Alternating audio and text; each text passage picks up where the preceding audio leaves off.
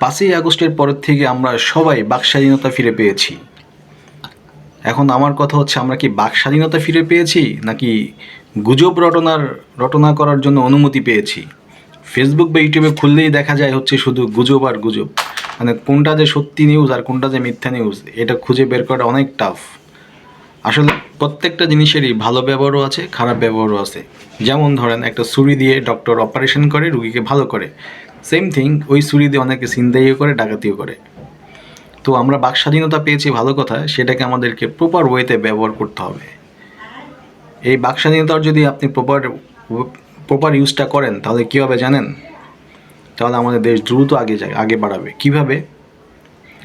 সঠিক ইনফরমেশনটা আমরা দ্রুত সবার যার স্থান থেকে পেয়ে যাব।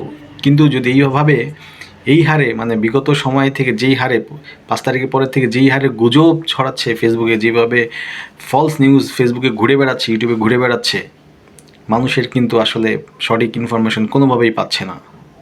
সো আমাদেরকে আসলে গুজব থেকে বের হয়ে আসতে হবে। যার অবস্থান থেকে সত্যটাকে প্রকাশ করতে হবে।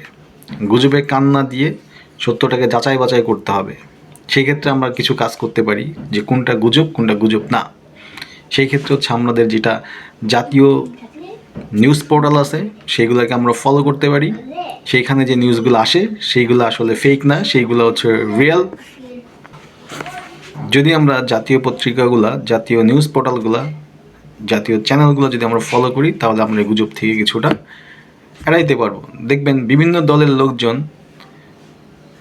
একে অপরের মিথ্যাচার নিয়ে ব্যস্ত। আওয়ামী লীগ বিএনপি নিয়ে মিথ্যাচার করতেছে, বিএনপি আওয়ামী লীগকে নিয়ে মিথ্যাচার করতেছে। মানে একজন আরেকজনের পক্ষে বিপক্ষে উল্টাপাল্টা বলেই যাচ্ছে, যেটা অনেকগুলাই দেখা যাচ্ছে যে আসলে কোনো ভিত্তি নাই, টোটালি গুজব। সো উভয়কেই রিকোয়েস্ট করব, আপনারা একে অপরকে সম্বন্ধে ভালোভাবে না জেনে না বুঝে কোনো উল্টাপাল্টা নিউজ করবেন না। যেটা সত্যিটাই প্রকাশ করুন। মিথ্যা বলে মানুষের মনের থেকে আপনারা উঠে যায়েন না। মিথ্যা বলে মানুষকে বিভ্রান্তির মধ্যে ফেলায়েন না। কারণ আপনি একটা মিথ্যা তথ্য প্রচার করবেন, সেই মিথ্যার উপরে ভিত্তি করে অনেকেই সেটা নিয়ে আমল করার চেষ্টা করবে, যার ফলে আর তারাই দেখা যাবে একটা ক্ষতিগ্রস্ত হবে।